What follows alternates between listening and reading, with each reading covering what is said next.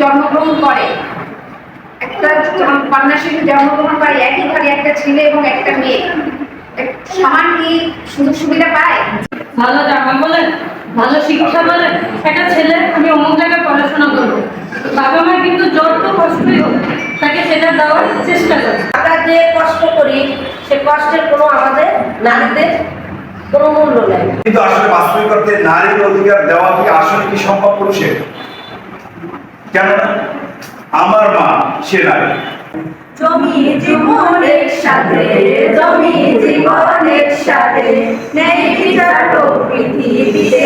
শোষণ নয় সম্মান চাই, শোষণ নয় সম্মান চাই। নারীর অবদানকে স্বীকৃতি দেওয়া।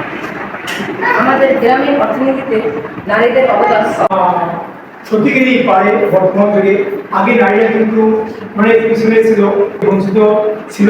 বর্তমানে আমি যেটুকু দেখেছি যে ইস্যুটাসের মাধ্যমে এই নারী এবং শিশুরা অনেক এগিয়ে গেছে। দেখানো হয় না। আমাদের বাংলাদেশের প্রেক্ষাপটে যদি আমরা চিন্তা করি আমাদের নারীদের কথা, তাহলে আমরা কি দেখি যে আমাদের প্রতি বৈষম্যটা কিন্তু একদম ছোটবেলা থেকেই শুরু হয়, তাই না?